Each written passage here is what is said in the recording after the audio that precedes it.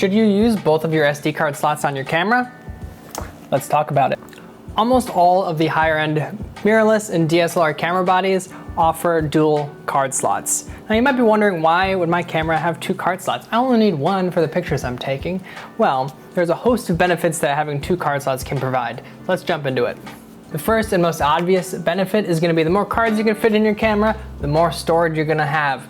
So for those of you that are shooting high frame rates, tons of images at once, you're going to be thankful for as much storage as possible. Which brings me to the first way that you can actually configure these cards. What you can do is you can have it write to the first card and use your second card as an overflow. So that means as you're shooting, the camera will seamlessly switch to your secondary card, giving you heaps of extra space. We know those gigabytes get used up fast. Another great way to utilize both these cards is going to be using the secondary one as a backup. So if you're doing a shoot that's extremely important and you don't want anything to happen to these images, God forbid anything happens to them, like a card gets corrupted, knock on wood. Don't want that to ever happen to anyone because it is super unfortunate. What you can do is you can have your camera write the images to both cards. That way you always have a backup. If one card gets corrupted, you're safe. Currently, the way I like to have my SD card set up is so that one of them will only get stills written to it. Well, my CF Express Type B on my Nikon Z8 will have all the videos written to it.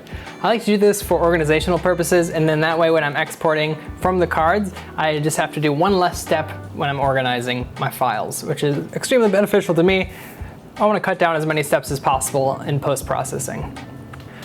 I'll never forget this. I was once on a dive boat and a tech diver told me this quote. He said, 2 is 1 and 1 is none, which is such a wise statement and something as I carry myself into my professional career in underwater photography and photography, I keep that in my head.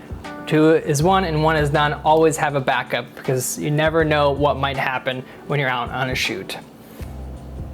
On one of my last dives, before I was utilizing my dual card slots, I only had one SD card I was using and I had left it in my laptop and I didn't take a test shot before I got in the water. So I got in the water, kicked out to the dive site, I take my first image, I look at my screen and I get that symbol that tells me that there is no card in the camera, which is a huge bummer. Here's a video of me being disappointed from that day.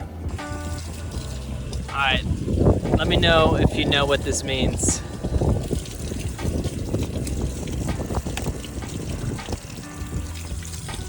Makes me very sad that I got in the water only to get that.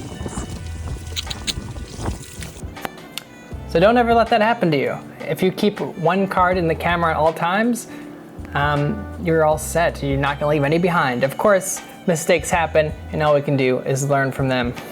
How do you have your cards configured? Let me know in the comments. I would love to hear it because I'm sure I'm not using it to its full potential, but it's great to hear what other people are doing and how they have their cameras set up because cameras are so personal. Everyone likes them a certain way, so it's always fun to hear what other photographers are doing. Thanks for watching. Please hit that subscribe button for weekly content. I try to put everything out, and we'll see you in the next one, guys. Thank you. Bye.